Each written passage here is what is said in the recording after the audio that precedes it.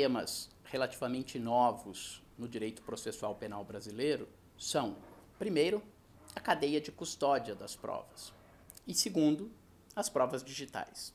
Nós vamos procurar analisar e conjugar esses dois temas, que traz um aspecto ainda mais rico e de certa lacuna na disciplina do direito brasileiro, ou seja, a cadeia de custódia das provas digitais ou das provas eletrônicas. A partir do chamado pacote anticrime, com início de vigência no ano de 2020, o Código de Processo Penal passou a ter uma disciplina da chamada cadeia de custódia, isto é, a necessidade de que seja registrado integralmente todas as pessoas nos devidos momentos que tiveram contato com um determinado vestígio do crime.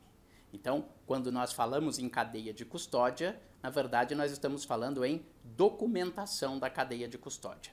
É esta documentação que irá garantir que quando é feita uma perícia num vestígio, seja uma arma de um crime, seja restos de tecido humano encontrados na vítima, e no nosso caso, por exemplo, arquivos digitais de computadores, e-mails que foram enviados para uma pessoa, que aquela prova que foi examinada por um perito e que gerou um determinado laudo, corresponde exatamente àquilo que foi apreendido na cena do crime ou aquele arquivo que foi copiado no computador de uma empresa, na casa de um suspeito.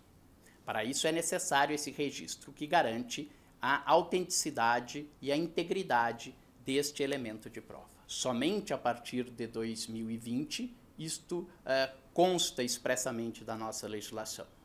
Embora, em um recente julgado, o Superior Tribunal de Justiça entendeu que, mesmo para situações anteriores ao início de vigência da lei, quando houver dúvidas sobre a fiabilidade da prova, é necessário que haja uma cadeia de custódia para garantir estes elementos de autenticidade e integridade da prova. Isto é muito relevante porque, inclusive, em relação a processos que a prova foi produzida antes de 2020, se pode aplicar estas novas regras. Já em relação às provas digitais, nós temos muito pouco disciplinado entre nós. O Código de Processo Penal não trata das provas digitais ou provas eletrônicas ou provas produzidas por computadores, embora o projeto de Código de Processo Penal tenha um capítulo destinado a isso.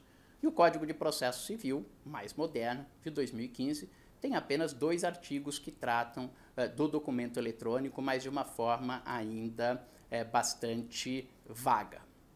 O grande problema das chamadas provas digitais, e aqui nós podemos incluir diversos suportes de arquivos eletrônicos, computadores, tablets, celulares, GPS, arquivos recebidos ou enviados pela internet, sites de internet que precisam ter documentados o seu conteúdo.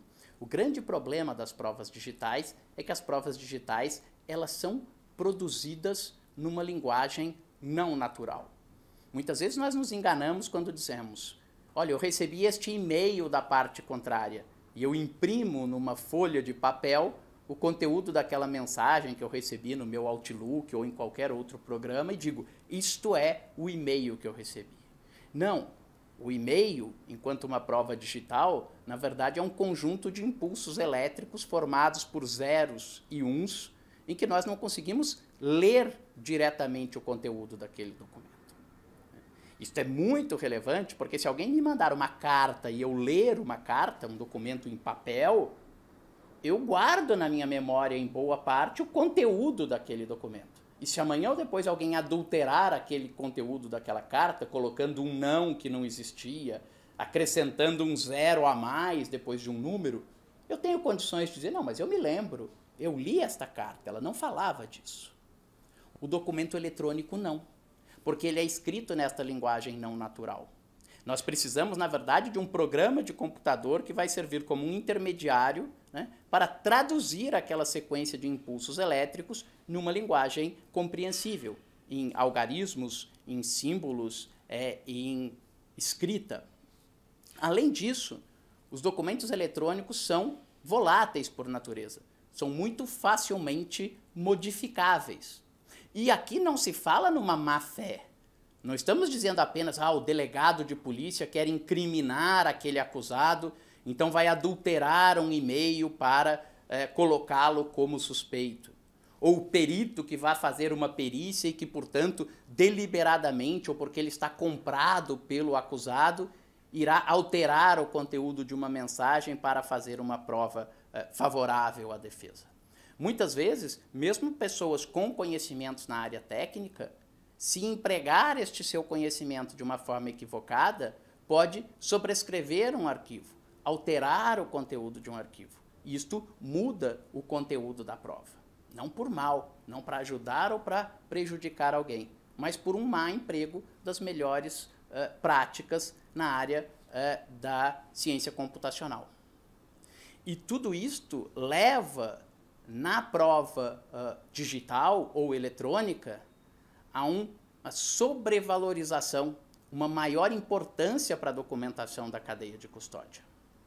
O nosso legislador, no Código de Processo Penal, não estabeleceu, e esta é uma falha da disciplina do Código, qual a consequência da chamada violação da cadeia de custódia. Isto é, se eu não documentar integralmente todas as pessoas que tiveram contato com o vestígio.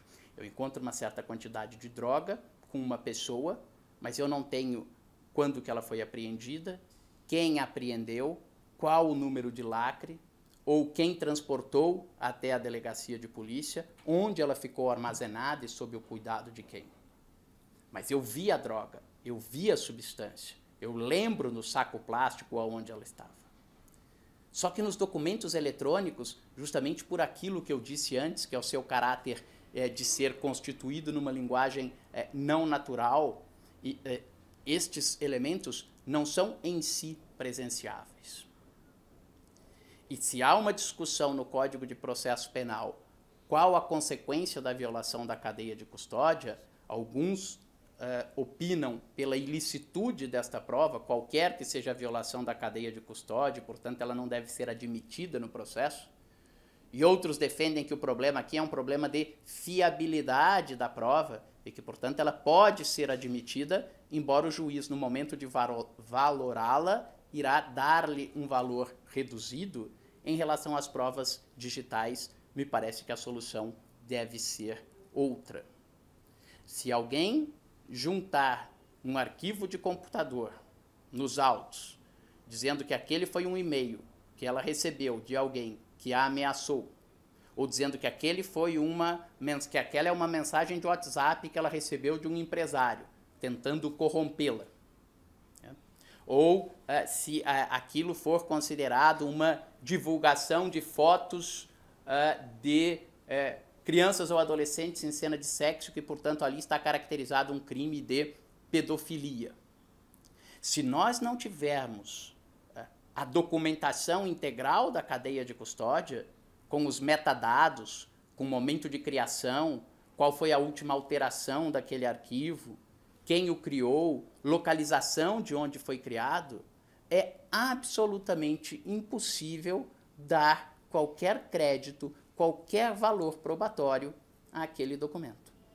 Então, me parece que, em relação às provas digitais, a documentação completa da cadeia de custódia é uma necessidade epistêmica para uma boa qualidade da reconstrução histórica dos fatos, para que somente assim essas provas possam ser valoradas, juntamente com as demais provas, para que o juiz se convença da culpa ou da inocência de quem está sendo investigado. Se alguém juntar um e-mail, um arquivo no processo, sem a demonstração de que aquilo corresponde ao arquivo eletrônico original, que não houve adulteração depois da sua coleta, sem esses elementos, não haverá como o juiz dar credibilidade a este documento. Seria talvez como valorar o depoimento de uma testemunha que se diz cega, desmemoriada, com dificuldade para lembrar dos fatos, mas que ela narra algo para o juiz. Ninguém dará nenhum valor a esse depoimento. Portanto, as provas digitais são a tendência. No futuro, os processos vão ser praticamente todos eles constituídos de provas digitais, porque a nossa vida está inteira digitalizada, então a documentação da nossa vida será digital, Mas para que haja segurança jurídica e qualidade da prova, é necessário que nós tenhamos uma documentação completa da cadeia de custódia da prova digital.